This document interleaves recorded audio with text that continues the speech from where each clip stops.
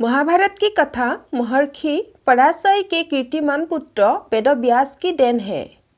व्यास जी ने महाभारत की यह कथा सबसे पहले अपने पुत्र सुखदेव को कंठस्थ कराई थी और बाद में अपने दूसरे शिष्यों को। मानव जाति में महाभारत की कथा का प्रसार महर्षि वैशंपायन के द्वारा हुआ। वैशंपायन व्यास जी के प्रमुख शिष्य थे। ऐसा माना जाता है कि महाराज परीक्षित के पुत्र जन्मेजय ने एक बड़ा यज्ञ किया। इस महायज्ञ के सुप्रसिद्ध पौराणिक सूत जी भी मौजूद थे। सूत जी ने समस्त ऋषियों की एक सभा बुलाई। महर्षि शौनक इस सभा के अध्यक्ष हुए।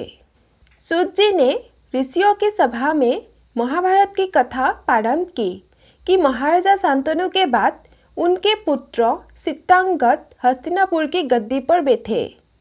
उनकी अकाल मृत्यु हो जाने पर उनके भाई विचित्रवीर राजा हुए।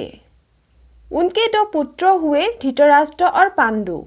बड़े बेटे धृतराष्ट्र जन्म से ही अंधे थे, इसलिए उस समय की नीति के अनुसार पांडु को गद्दी पर बैठाया गया। पांडु ने कई वर्षों तक राज्य किया। उनकी दो रानियां थी, कुंती और माद्री। कुछ समय राज्य करने के बाद पांडु अपने किसी अपराध के प्रायश्चित के लिए तपस्या करने जंगल में गए। उनकी दो रानियां भी उनके साथ ही गए। वनवास के समय कुंती और माद्री ने 5 पांडवों को जन्म दिया। कुछ समय बाद पांडु की मृत्यु हो गई। 500 अनाथ बच्चों का बन के ऋषि मुनियों ने पालन पोषण किया और पढ़ाया लिखाया। जब युधिष्ठिर 16 वर्ष के हुए तो ऋषियों ने 500 कुमारों को हस्तिनापुर ले जाकर पितामह भीष्म को सौंप दिया। 500 पांडव बुद्धि से तेज और शरीर से बली थे। उनकी प्रखर बुद्धि और मधुर स्वभाव ने सबको मोह लिया था। यह देखकर धृतराष्ट्र के पुत्र कौरव उनसे जलने लगे और उन्होंने पांडवों को तरह तरह से कष्ट पहुंचाना शुरू किया। दिन पर दिन कौरवों और पांडवों के बीच बैरभाव बढ़ता गया। अंत में पितामह भीष्म ने दोनों को किसी तरह समझाया और उनके बीच संधि कराई। भीष्म के आदेश अनुसार कुरु राज्य के 2 हिस्से किए गए।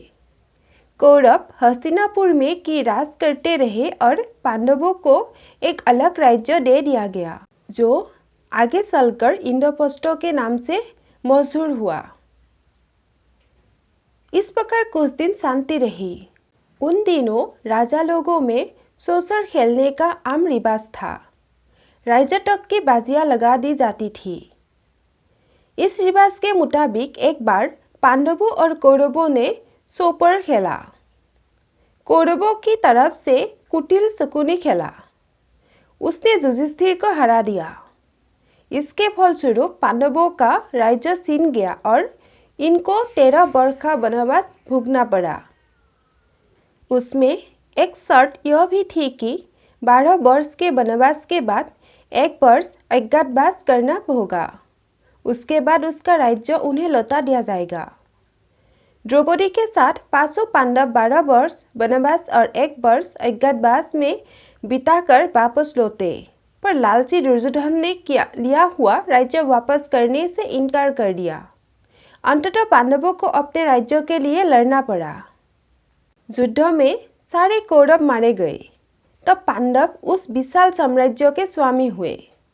उसके बाद 36 वर्ष तक पांडवों ने इस राज्य किया और फिर अपने पोते परीक्षित को राज्य देकर द्रौपदी के साथ तपस्या करने हिमालय चले गए। संक्षिप्त में यही महाभारत की कथा है।